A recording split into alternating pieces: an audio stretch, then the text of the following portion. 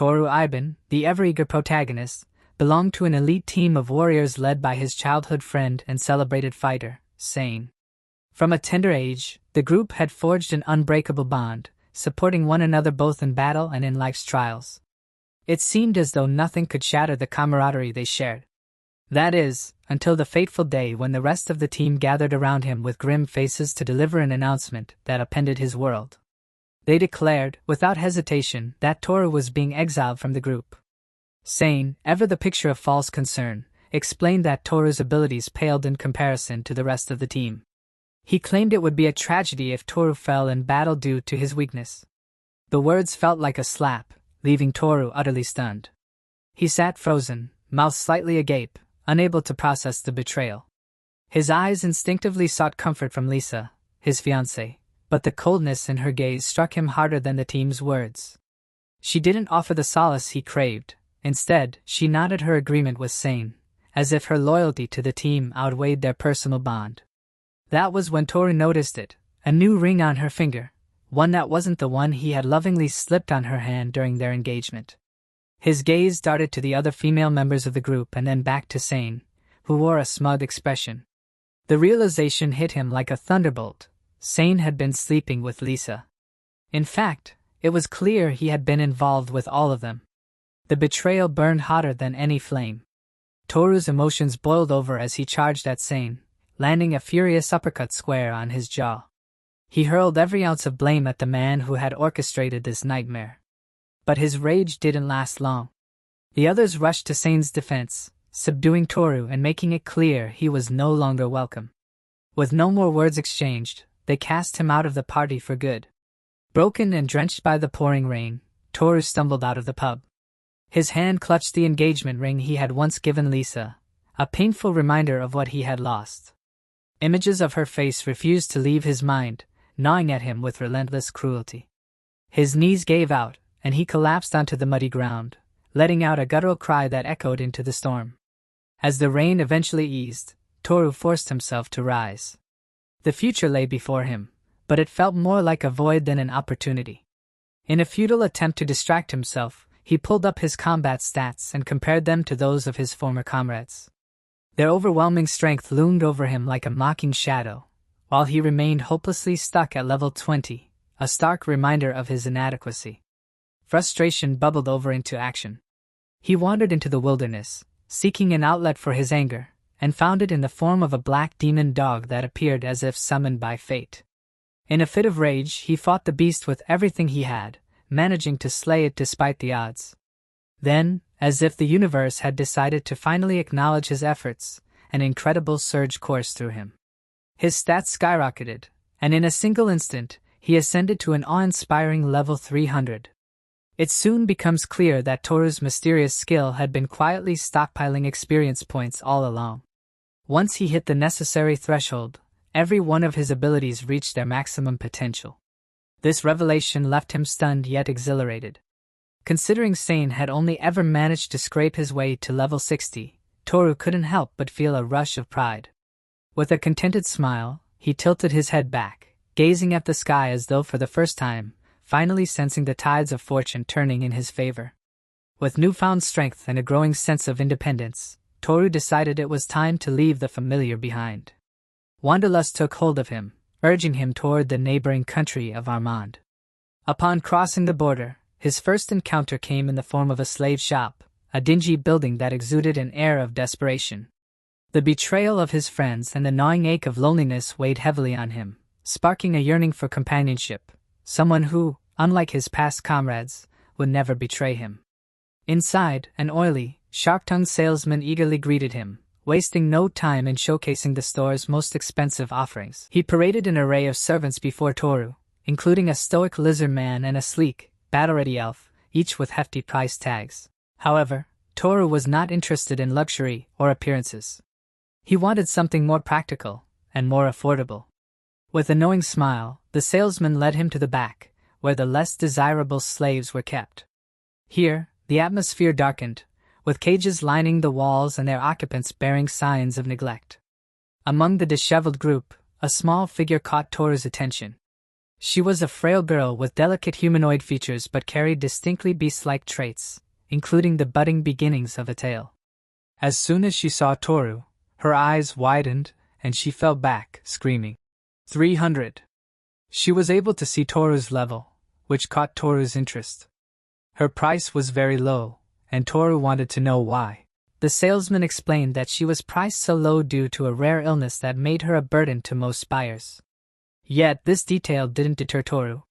Something in her quiet resilience resonated with him, and without hesitation, he purchased her. The girl, whose name he soon learned was Kaede, seemed bewildered by her new circumstances as Toru guided her from the shop. His first stop was a nearby doctor, where he hoped to find a cure for her ailment. The doctor examined Kaede with a mix of curiosity and pity before delivering grim news. Her illness was no ordinary disease. The only cure lay in a potion brewed from the heart of a pure dragon. Kaede's tired eyes met Toru's, brimming with a mixture of fear and fragile hope. In that moment, Toru felt an overwhelming sense of responsibility. He promised her, with unwavering determination, that he would find a way to save her. Thus began Toru's next great journey. He ventured deep into the mystical woods, where the air grew thick with ancient magic and the shadows whispered of lurking dangers. Yet, as if sensing the power radiating from him, the mythical creatures that inhabited the forest kept their distance. Toru pressed onward, his resolve unshaken, determined to face whatever awaited him to fulfill his promise to Kaede, until he finally caught sight of his target. A black dragon loomed in a clearing ahead, its scales glinting ominously under the dappled light. For most, the sight of such a beast would summon an army, but for Toru, this was a chance to test the limits of his powers. As the dragon reared back to strike, Toru moved with blinding speed, his sword slicing cleanly through its neck in a single stroke. The colossal head fell with a thunderous crash, leaving him victorious with the dragon's heart now in his possession. Returning home, Toru wasted no time preparing the potion. Kaede watched him, her wide eyes betraying a mix of disbelief and wonder. It was as though she couldn't fathom why someone would go to such lengths for her. She drank it down without hesitation, the bitter concoction leaving her shivering before she fell into a deep sleep. The following morning, Toru woke to find Kaede still fast asleep beside him, her breathing steady and peaceful. His own stomach growled, and the thought of dragon meat crossed his mind. Summoning the local chef, Toru made the unusual request to prepare the delicacy. Though puzzled, the chef obliged, and soon Toru was dining on a juicy dragon steak, savoring its unexpectedly rich flavor. Finding the taste irresistible, he ordered a dragon burger for Kaede, figuring she'd appreciate the treat when she woke. His instincts were right. When Kaede awoke and smelled the food, her hunger was unmistakable. The girl devoured the burger in mere moments, her famished state clear as day. Toru couldn't help but smile at her enthusiasm, but as he took in the sight of her in her tattered rags, he decided it was time for a change. He led her to the marketplace, determined to outfit her with clothes befitting her new life. After a whirlwind shopping spree, Kaede emerged transformed. Dressed in the latest fashion, a crop top and a trendy mini-skirt, she looked almost unrecognizable. The malnourished girl from the slave cage was gone, replaced by someone brimming with vitality and joy. As they browsed further, Kaede hesitated in front of a weapons stall. Pointing to a pair of large iron fans, she timidly asked if Toru would purchase them for her. Though skeptical at first, Toru doubted her ability to wield such heavy weapons. But Kaede surprised him, effortlessly lifting the fans with her beast-like strength and spinning them with ease. Her determination won him over, and the fans became hers. Their errands complete, the two found a quiet park bench to rest. Sharing snacks under the warm sunlight, Kaede turned to Toru with a soft smile and referred to him as Master. Though the term felt strange to him, there was no denying the bond forming between them. Toru shifted uncomfortably at Kaede's words and gently asked her to call him something other than Master. To his dismay, her face instantly fell, and a flicker of panic crossed her eyes. It was as though she feared he might abandon her just like everyone else in her life had. Before the situation could spiral, Toru leaned forward and placed a reassuring hand on her shoulder. He told her with quiet sincerity that he wanted her to stay by his side for as long as he lived. Kaede's expression transformed in an instant. Her worry melted into sheer joy, and she exclaimed her happiness so enthusiastically that it startled a nearby squirrel. Toru chuckled softly at her reaction, though the moment didn't last long. His eyes shifted to her hair, catching a shimmer in the sunlight that he hadn't noticed before. He opened his mouth to comment, asking if she wanted to cut her bangs. And before anything could have happened, a sudden surge energy crossed through him. Toru's body stiffened as an overwhelming force raced through his veins, making his hands tremble uncontrollably.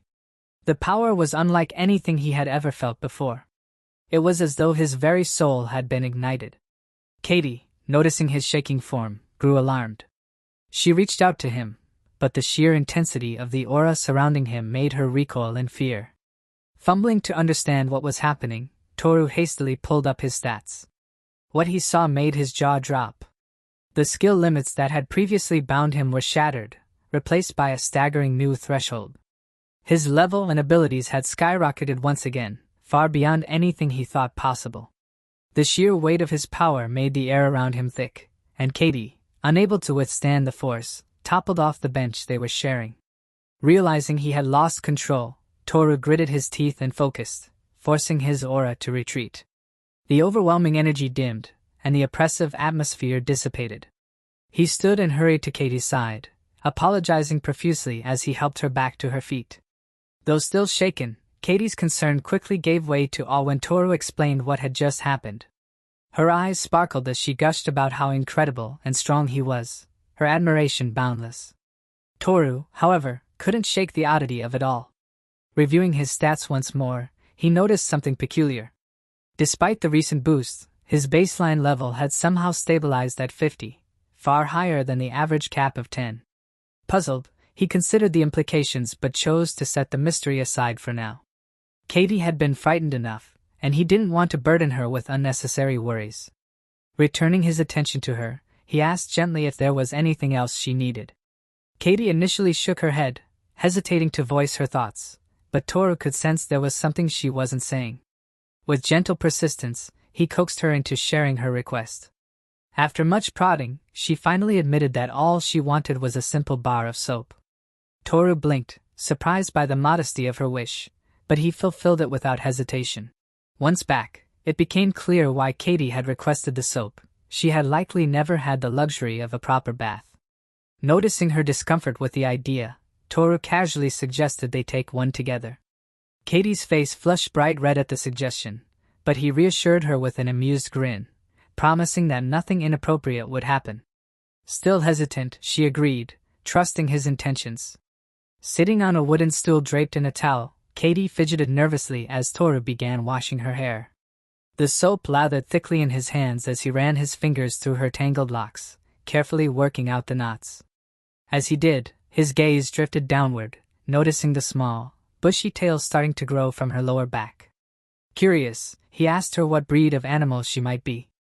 Kaede shyly explained that she was a fox type, which brought a grin to Toru's face. He chuckled, mentioning that he'd heard foxes were supposed to have golden fur. As the bath progressed, Toru spread the soap across her back and arms, working diligently. But as his hand accidentally brushed against her bare chest, both of them froze. The air grew thick with an awkward tension.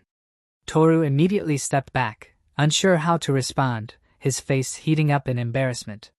Kaede, however, remained composed, her loyalty evident as she calmly declared she was at her master's disposal, no matter his intentions. Toru stared at her in disbelief, a mix of guilt and frustration welling within him. Flustered, he lightly flicked her forehead and told her with amusement that he might consider it when she was older. The humor in his tone broke the tension, and Kaede's nervous giggle soon followed. Once Kaede was thoroughly cleaned, she decided it was time to honor her master's wishes by tidying herself further. She grabbed a pair of scissors and began cutting her long hair, clumsily chopping away with little regard for precision. Strands of hair fell around her in uneven clumps, and Toru, watching from the side, couldn't help but chuckle at her amateurish approach. Yet, as the transformation took shape, he found himself unexpectedly struck by her features. Toru, with a teasing grin, pointed to the two small protrusions atop Kaede's head, thinking she had missed cutting those sections of her hair. Kaede, however, clarified that they weren't hair at all, they were her animal ears. Toru blinked in surprise, his confusion growing as he remembered she already had a perfectly normal pair of human ears. The realization left him momentarily speechless. He muttered that the god responsible for her creation must have had an odd fixation, deciding that a single pair of ears simply wasn't sufficient. Kaede couldn't help but giggle at his bewilderment, her mood lightened by his playful commentary. As the day gave way to dusk, the pair worked together to clean the house. Although Kaede was technically his slave, Toru treated her more like an equal, refusing to let her handle all the chores alone. He scrubbed floors, straightened furniture, and even helped with the laundry, much to Kaede's delight. Unable to contain her happiness, Kaede later told him how much she had enjoyed the day, expressing her hope that they could make many more unforgettable memories together. The following morning, Toru returned home looking utterly drained and visibly irritated. Kaede, noticing his weariness, quickly approached him, concern evident in her expression. She asked what had happened, and with a heavy sigh, Toru explained that the elderly salesman at the store had been furious with him and had charged him an outrageous fee for repairing his swords. Kaede tilted her head curiously, prompting Toru to elaborate. He admitted that a few days ago, while cleaning one of his swords, he had accidentally damaged it beyond repair. Left with no other choice, he had gone to an armory in search of a replacement. The salesman there had proudly presented him with what he claimed was the sturdiest sword in the shop. But when Toru tested it with a single swipe, the blade shattered instantly, the force of the swing sending shockwaves through the building. Windows exploded in a cascade of glass, and when the dust settled, the racks in the shop were empty, every single weapon embedded in the surrounding walls. The salesman had been left speechless, his jaw hanging open as he surveyed the destruction. Toru, however, hadn't gotten off lightly. The damages had left him with a hefty bill, and the financial strain only added to his vexation. Kaede, seeing his troubled state, quickly offered a solution. She said she knew of the perfect weapon for a warrior of his caliber. Her voice brimmed with confidence as she reassured him, her words igniting a flicker of curiosity in Toru's otherwise tired demeanor. He raised an eyebrow and asked what she meant, intrigued to hear what his ever-resourceful companion had in mind. Toru's astonishment only grew as Kaede led him to the towering Temple of Sacred Arms, an ancient structure said to house legendary weapons forged for the mightiest of heroes. The massive temple loomed before them, its intricate carvings and divine aura radiating power. As they stood at its entrance, Toru couldn't help but feel a twinge of doubt. The weapons inside were meant for true heroes, and he questioned whether he was worthy of wielding such sacred power. Kaede, however, brimmed with unwavering faith in him, her blind trust serving as the encouragement he needed to push forward. Stepping into the building, Toru's first impression was how impossibly vast the interior seemed. The ceilings stretched higher than his eyes could follow, and the walls bore glowing inscriptions that pulsed faintly with divine energy. He voiced his awe aloud, to which Kaede replied with a proud smile, explaining that the temple was rumored to have been built by the gods themselves. Her tone grew more serious as she detailed the trials he would need to overcome. The first challenge was to open the locked temple door, an entrance to the inner sanctum, while the second was to pull the sacred sword from its pedestal. It sounded deceptively simple, but Toru's confidence wavered when he caught sight of the so-called door. The door was enormous, easily the size of a castle gate, and crafted from what appeared to be solid obsidian, with no visible handles or mechanisms. It looked as though only a colossal giant could hope to push it open. Despite its intricate carvings and divine glow, the sheer weight of the thing made Toru grimace. Kaede, however, was unshaken. She urged him to try, confident that his upgraded abilities would make the impossible possible. Taking a deep breath, Toru approached the massive door. Placing his palm against its cold, unyielding surface, he concentrated. To his shock, and Kaede's delight, the door responded immediately, creaking open with an almost sentient ease as though acknowledging his power. Kaede let out a gleeful cheer, her excitement echoing through the cavernous temple. Toru allowed himself a satisfied smirk as they stepped inside the inner sanctum, where the legendary sword awaited. The weapon rested in plain sight atop a marble pedestal, its blade gleaming with an ethereal light. It appeared almost fused to the stone, as though it had grown from the very heart of the pedestal itself. Even with his immense strength, Toru found the sword incredibly resistant. He gritted his teeth and tugged at the hilt, but the blade refused to budge. Sweat dripped down his brow as he tried again and again, each pull more forceful than the last. Kaede watched with bated breath, her faith in him unwavering despite the struggle. Finally, with a determined roar and a final heave, Toru freed the sword from its pedestal. The blade seemed to hum with life as he gripped it firmly, a rush of energy coursing through his body. Kaede's eyes sparkled with pride as she revealed that the sacred weapons were designed to adapt to their wielder, growing stronger as their bearer did. Toru looked at the blade in his hand, its weight perfectly balanced despite its size. As the realization of its power settled in, he couldn't help but feel a mix of pride and awe. Kaede, practically glowing with joy, clapped her hands together and told him he was destined for greatness. He then recalled that none of this would have been possible without Kaede's guidance and assistance. He deeply appreciated her for all she had done, yet she remained as humble as ever. Hearing such words of praise filled Toru with pride, something he had never experienced with his previous group. As he and Kaede exited the building, Toru couldn't help but feel that once they reached the city, the two would form their own team and embark on adventures together. Meanwhile, a satisfied smile lingered on Kaede's lips. She was simply content to be by her master's side. Back at Toru's old home, Sane was engaged in intimate activities with the other female members of the team. It appeared that they had been at it for hours, as the girls were out of breath, and even Sane had to sit down for a moment to catch his breath. His thoughts wandered back to Toru, and an amused smile spread across his face. He seemed pleased by his betrayal of his best friend. Not only had he exiled him from the group, but he had also stolen his fiancé. Sane moved towards Nei and Sara, his eyes glowing with a sinister intensity. Using his secret ability, the demonic eye of lure, he hypnotized them, bending them to his will. This was the skill that had allowed him to turn everyone against Toru, its power so overwhelming that a single glance from Sane was enough for Lisa to forget all of her feelings for Toru and betray him. Sane had always harbored a deep jealousy toward his counterpart, Toru. Toru possessed a natural charm that seemed to effortlessly draw the opposite sex to him, a trait that filled Sane, his supposed best friend, with contempt. So, when Sane unlocked the power of the Eye of Lure, it didn't take long for him to turn his attentions to Lisa, his fiancée. She was the first to fall under his spell. Soon, he had enough control over the entire party, manipulating them to abandon the poor warrior without hesitation.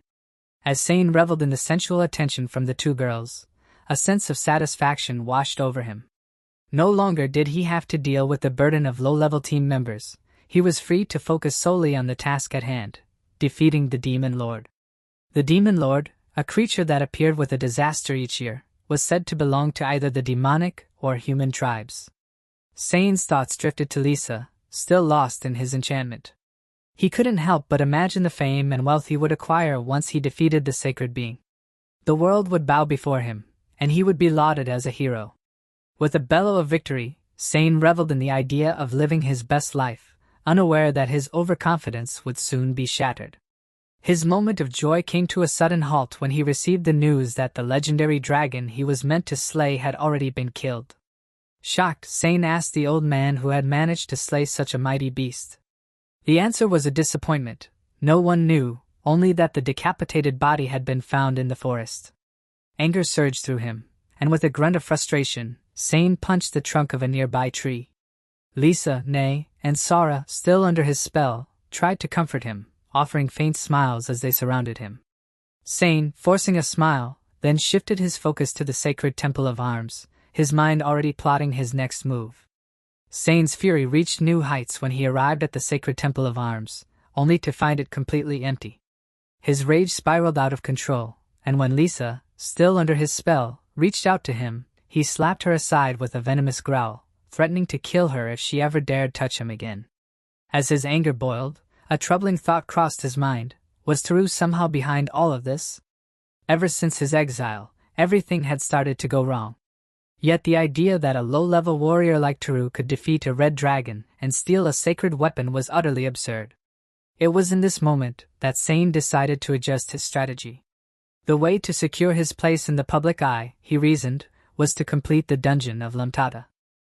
When he asked the local for directions, the man simply pointed forward, where a massive hole awaited them. As Sane and his group approached, he suddenly sank to his knees, overwhelmed by the realization that some unknown warrior had beaten him to this mission. His mind reeled, struggling to grasp how he had been so outpaced. A month earlier, Tsuihou and Kaede had been in the town of Luntada to receive their adventurer cards. Kaede, at the Junior D rank, was excited to start her journey, while Tsuihou had been reduced to a mere B rank. As they wandered through the lively town, Kaede remarked on the strong smell of alcohol in the air. Tsuihou, with a casual shrug, explained that this was normal in a town known for its entertainment and festivities. She tells him that he doesn't have to be in a place like this because he has Kaede. However, Tsuihou didn't pay that much attention to her words.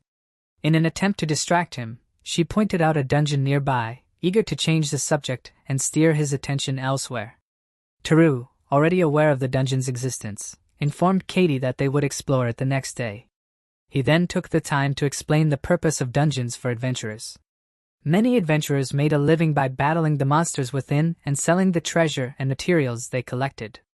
More determined adventurers, however, aimed to reach the bottom of the dungeon, where the core stone was located. This rare and valuable material not only provided significant rewards but also granted the finder multiple skills and other abilities. The following day, Tsuihou and Kaede delved into the first floor of the dungeon. Tsuihou couldn't help but be impressed by how capable the little girl was with her magic. She defeated wild creatures with ease, and her experience multiplier allowed her to level up quickly. Her determination to become as strong as her master was evident as she single-handedly slew monster after monster, showing no signs of slowing down. By the time they reached the third floor, Kaede had reached level 30, but her drive to continue pushing forward remained unyielding, despite the growing pile of treasure they had amassed. Tsuihou, concerned for her well-being, urged her to slow down. He cautioned that overexerting herself could be more harmful than beneficial.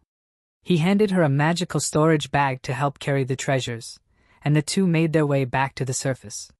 Kaede, with a victorious smile, had collected an impressive amount of coins.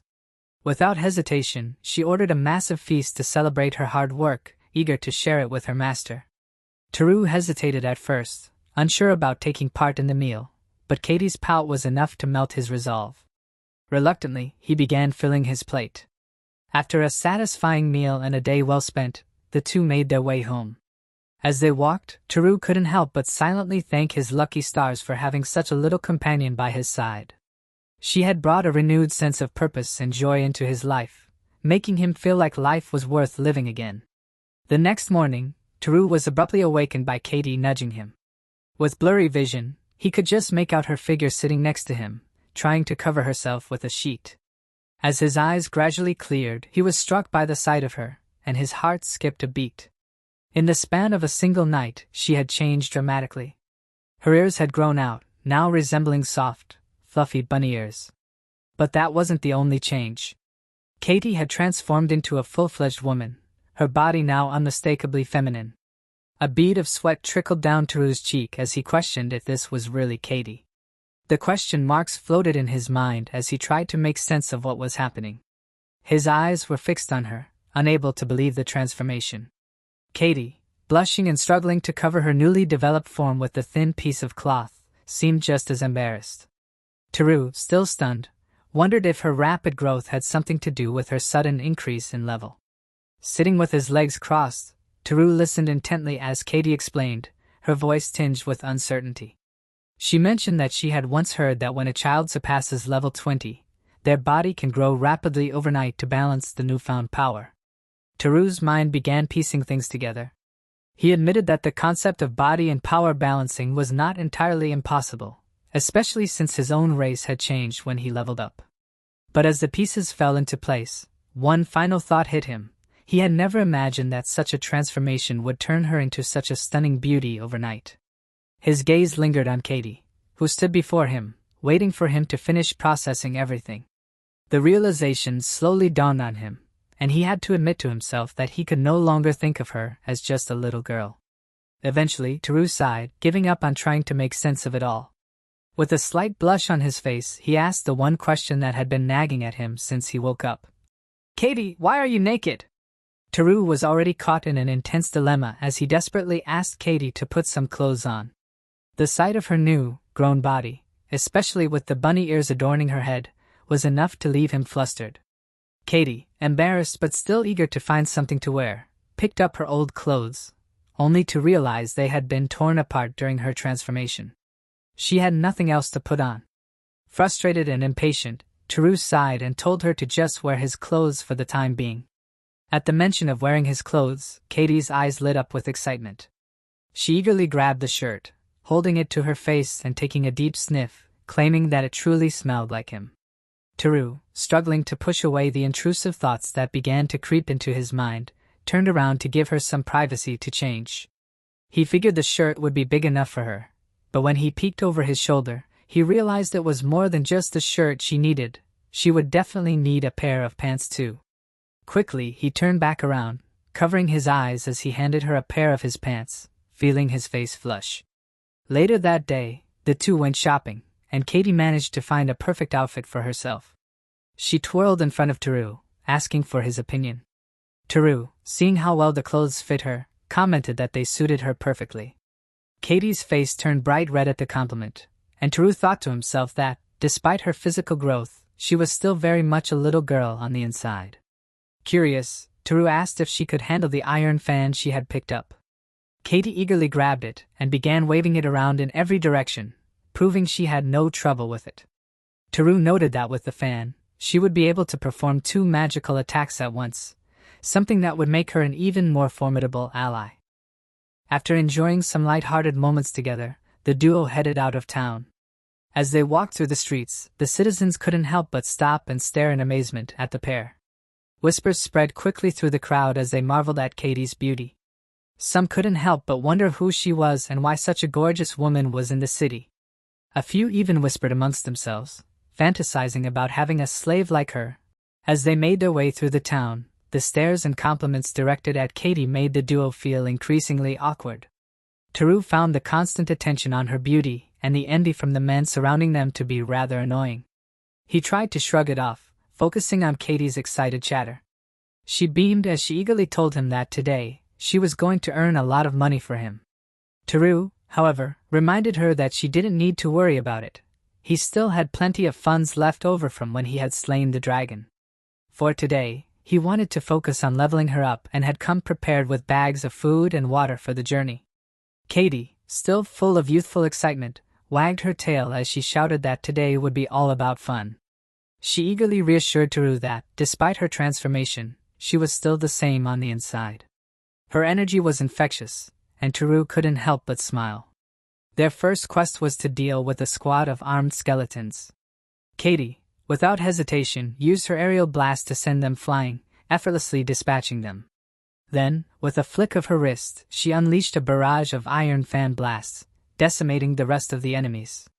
Tsuihou applauded her performance, genuinely proud of her. However, as Kaede continued to rack up victories, Tsuihou began to feel a bit bored. His eyelids grew heavy as Kaede's level quickly soared to 50, and with the level requirement for the 4th floor being only 15, the day was moving along too easily. Noticing his tiredness, Kaede asked what was wrong, and Tsuihou explained that he had woken up early that morning and was feeling a bit sleepy. In an instant, Kaede's eyes lit up with an idea. At lightning speed, she used her iron fans to clean up the area, quickly clearing away all the debris from the battle. Then, she laid down a soft carpet and offered him a place to rest on her lap.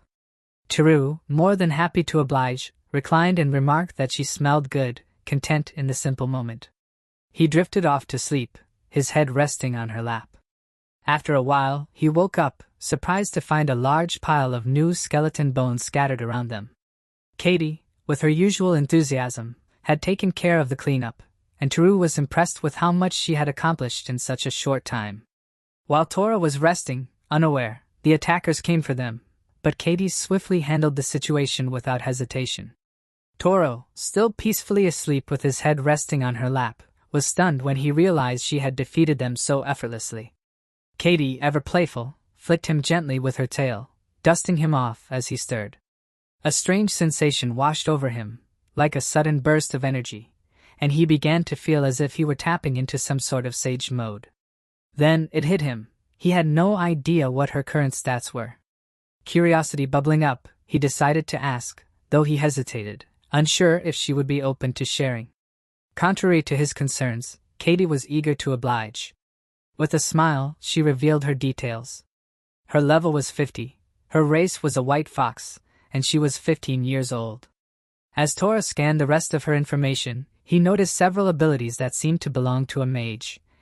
Toro's eyes widened when he saw the power boost ability, recognizing it as a rare trait typically possessed by only the most renowned mages. It was then that a sudden realization struck him. This girl, right here, was on her way to becoming something extraordinary. He had only asked to confirm his suspicions, but now that he understood the true scope of her abilities, he felt even more certain.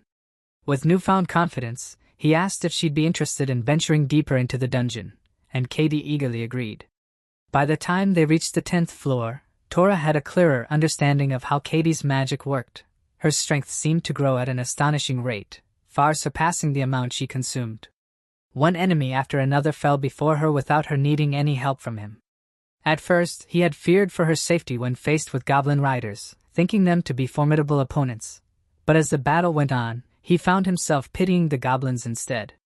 Soon enough, they made it to the 20th floor, where Kaede unlocked her 150th level, marking yet another milestone in her impressive journey. Taking a break to replenish their energy with some food, Tora couldn't help but wonder if there were any tricks to using magic more effectively. With a thoughtful expression, he asked Kaede for advice. She replied simply, saying that the key was to focus on imagining the image clearly in his mind. He nodded, closing his palm and visualizing a flame in his thoughts. When he opened his hand, a small, flickering flame appeared, much to his surprise. He marveled at the result, realizing how much simpler magic seemed when he followed her instructions. By the time they reached the 90th floor, they encountered enemies so powerful that even Tora had never faced them before. He immediately warned Kaede to be cautious, but as he observed her, a sudden realization dawned on him. He had nothing to worry about. By this point, Kaede was level 200 and, with a swift motion, she unleashed a freezing ability that wiped out all the opponents without her breaking a sweat. Tora stood in awe, watching her work. On the 13th floor, the duo couldn't sense any enemies at all. Just as Tora was about to question their safety, a course suddenly materialized before them. Kaede's eyes sparkled with excitement as she realized it was a sign. They must have reached the end of the dungeon. Without hesitation, she urged Tora to touch it. The moment his hand made contact, everything changed, marking the end of their journey through the first dungeon. However, as soon as he touched the core, Tora unexpectedly passed out. When he regained consciousness, he was greeted by Kaede's voice calling his name urgently. She told him that the dungeon had disappeared, and they now found themselves at the bottom of some vast trench, with a starry sky above them. Looking down, Tora noticed something odd. Both he and Kaede now wore rings on their fingers, seemingly appearing out of nowhere. They assumed that the rings were the reward for their swift dungeon clearance. As they examined the rings, 3 screens appeared before them, detailing the rewards they had earned. The first reward was a pair of rings of disguise, which allowed them to hide their status, disguise someone else, or even assume another person's status altogether. The second reward was a special fast clear bonus. The duo would be granted their very own dungeon. With this, their adventure in this particular dungeon had come to an end, but new possibilities were just beginning to unfold. Tora effortlessly scooped Kaede up in his arms and leaped out of the trench they had found themselves in, landing softly on solid ground. 2 days passed as they traveled toward the city of Aneric, with the goal of exploring the ruins of the ancient gods. Tora wasn't sure if the trip had much point, but there were certain things he was hoping to uncover.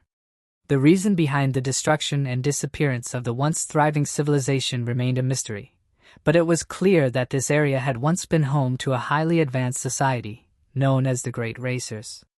Tora had always been obsessed with ruins and their secrets, so the long journey was an exciting prospect for him.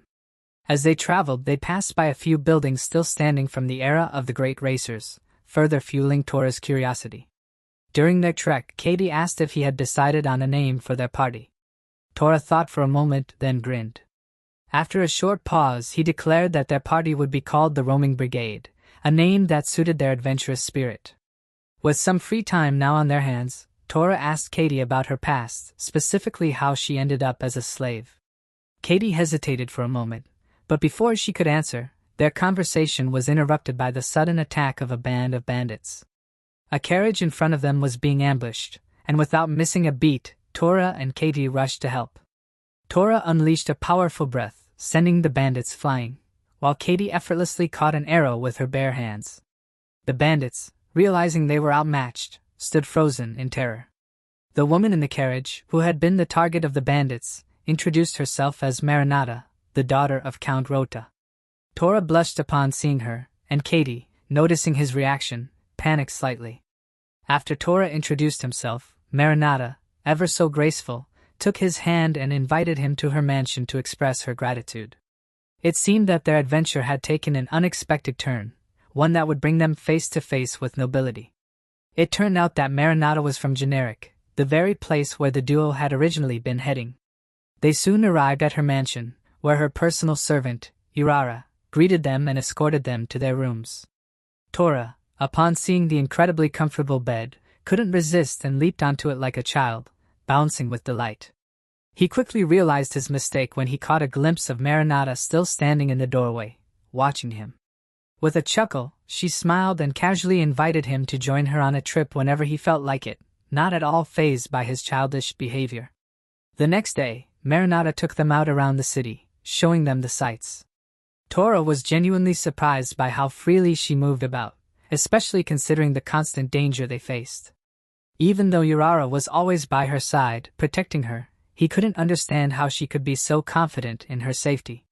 That's when Urara casually revealed that she was an S-ranked adventurer, which explained her confidence and calm demeanor in the face of potential threats. Meanwhile, Kaede and Marinata had formed a fast friendship, and the two of them seemed inseparable. Marinata took Kaede to a sweet shop and gave her some allowance, while Tora handed her the money he had been saving up. As they were having fun, Tora couldn't help but reflect on his intentions. He had been saving for Kaede, hoping one day to free her if she so desired. But beneath that thought, a deep ache lingered in his heart, one that was left there by Lisa's memory. Tora admitted to himself that even now, the pain of thinking about her still hurt, and he hoped that by forgetting the past, he might one day find peace, and not need a slave at all. Later, they came across a large statue in the town square, and Marinata proudly explained that it had been built when her father, the lord of the city, was young. She and the townspeople had created it together, and she held it dear. Just as Tora was about to comment on how impressive it was, the ground suddenly began to shake. He wondered if it was an earthquake, but before he could react, the statue crumbled into pieces, and from the earth, strange, tentacle-like vines shot up, writhing as if they had a life of their own. The peaceful day had taken a dark turn, and Tora knew they were about to face a new danger. The tentacles surged from the ground, wrapping around Marinata and the other citizens, lifting them high into the air with terrifying force. Tora was caught off guard, unprepared for the sudden attack. It quickly became clear that the tentacles had selectively chosen their victims. After swinging the helpless citizens around for a while, the tentacles suddenly retracted, pulling them back into the depths of the earth. The only trace left behind was the crumbled remains of the statue and a giant, seemingly endless hole in the ground where it once stood. Urara, Tora, and Kaede stared at the gaping trench, assessing their situation. Around them, the cries of the citizens filled the air as they screamed for their loved ones. Tora's teeth clenched in frustration as he realized that many of the civilians, including Marinata, had been kidnapped. But there was no time to process the situation. Urara had already vowed her life to protect her mistress. Seeing Marinata disappear into the hands of their unknown enemy drove her into a panic. Without hesitation, she leaped toward the hole, ready to follow after her master. Tora, however, wasn't about to let her go alone. He didn't stop her, but he called out to Kaede. She didn't need to hear the words to understand what he meant.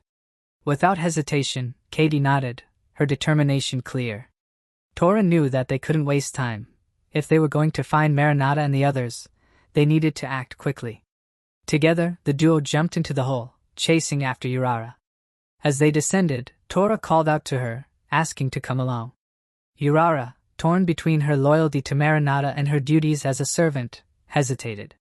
She loved her master deeply, but she couldn't allow herself to put others in harm's way, especially not their guests. Tora gripped his sword tightly as the trio plunged into the abyss, their bodies swallowed by the darkness below.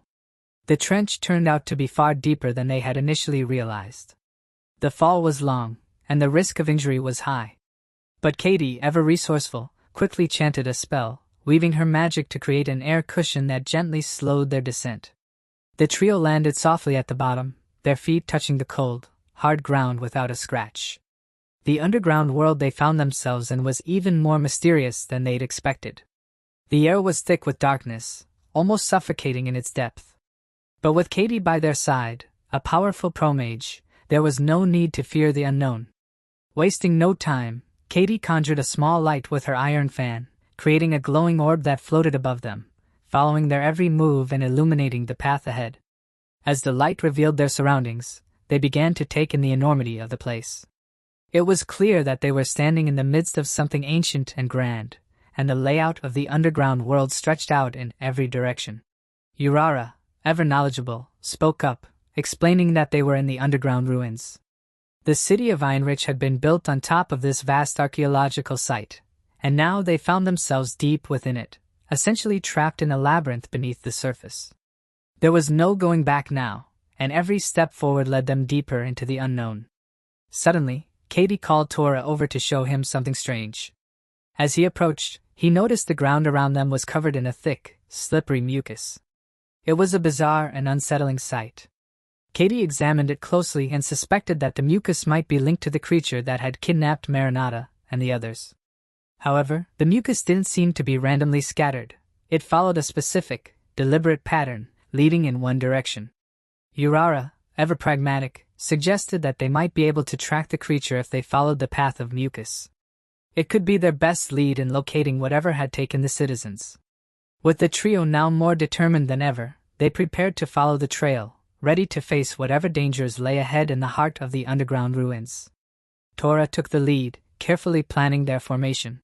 He decided that he would be at the front, prepared to face any enemies that might attack head-on. Urara was assigned to guard the rear, keeping an eye on any threats from behind, while Kaede would stay in the middle, ready to respond to any immediate danger and remain vigilant. With everyone in position, they readied their weapons, Urara gripping her kunai with deadly precision, while Kaede pulled out her iron fan. The trio set off, determined to succeed in their mission and uncover the secrets of the underground labyrinth. As they made their way through the maze, the walls seemed to be covered in the same eerie vines that had erupted from the ground earlier. Suddenly, the trio was ambushed by a group of ogres. These creatures, unlike the goblins they had encountered before, carried weapons of their own and seemed to be more formidable. However, despite their size and strength, the ogres were no match for the three of them. The battle was over quickly, with each of the trio dispatching their foes with ease. Tora, frustrated by the seeming endlessness of the labyrinth, asked the others how much deeper the place could possibly go. Urara, who had ventured into the maze multiple times before, answered that she had only managed to make it through 4 levels, and she hadn't dared to go deeper, unsure of what might be lurking in the shadows. As they continued, Tora, now more familiar with Kaede's powers, asked her if she had picked up Marinata's scent yet. Kaede, concentrating for a moment, confirmed that she could indeed smell something familiar. It was coming from the same direction as the slimy mucus they had been tracking earlier. With this new lead, the trio pressed on, but Tora's focus began to slip. In his distraction, he didn't notice the monstrous dog that had quietly crept up behind him until it was almost too late. The creature lunged at him, but Urara, though a bit farther away, was quick to react. She hurled her kunai with impeccable precision, striking the dog and killing it with a single shot. Tora, shaken but unharmed, couldn't help but be impressed by Urara's level of skill and calm under pressure. Turning to her with a look of respect, he asked what her usual role was. With a plain expression, her face emotionless as always, Urara casually replied, "I'm an assassin." Her words were matter-of-fact, as if her deadly prowess was simply part of the job. Kaede, sensing a shift in the air, quickly interrupted his thoughts. She remarked that Marinata's scent was growing stronger, meaning they were close to their destination. The trio continued forward, and soon they found themselves standing at the edge of a bridge, its surface lined with flickering fire. The bridge led to yet another colossal gate, topped with a cryptic sculpture that seemed to watch over them. But this time, they weren't alone.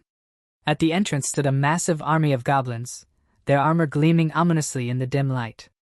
Unlike the previous goblins they had faced, this group exuded a more dangerous, ruthless energy. Tora's eyes narrowed, sensing the difference immediately.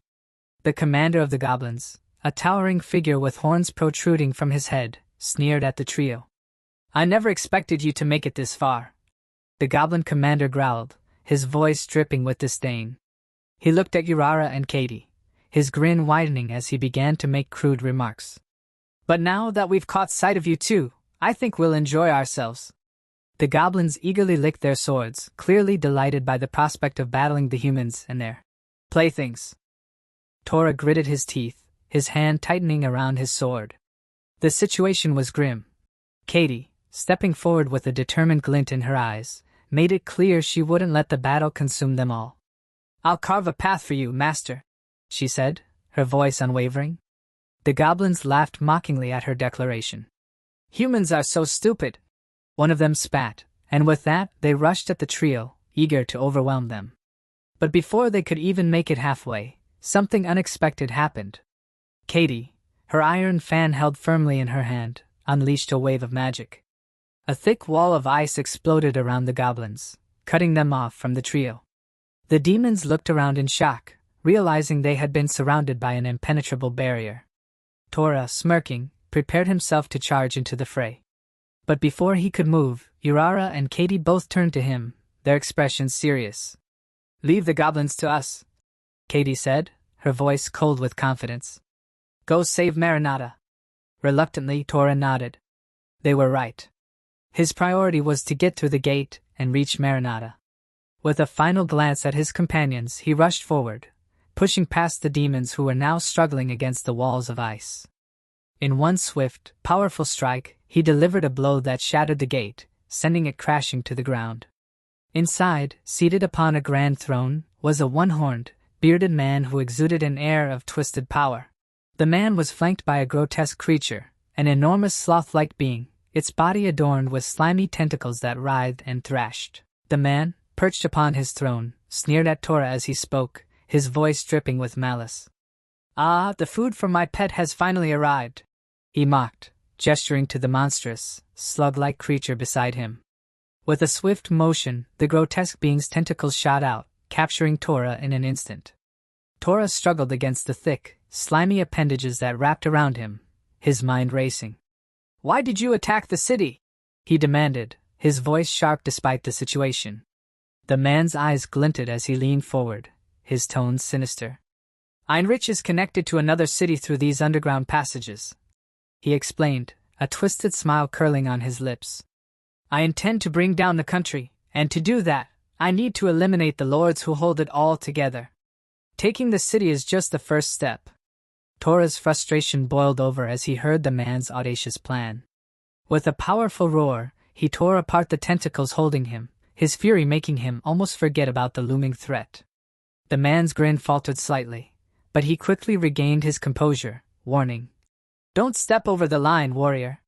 You wouldn't want to test me." But Tora, determined and unyielding, saw it as nothing more than a challenge. Without hesitation, he began walking toward the man, his steps unwavering. The ground beneath him suddenly erupted as the man unleashed a barrage of grenade-like explosions, the force of them shaking the very air around them. The man laughed, watching the destruction unfold. "No one could survive that," he declared with certainty, his voice full of triumph. But when the smoke cleared, his eyes widened in disbelief. There stood Tora, completely unscathed, his expression calm and unfazed. "Is that all you've got?" Tora called out, his voice steady as he glared at the man. "That attack won't even leave a scratch on me."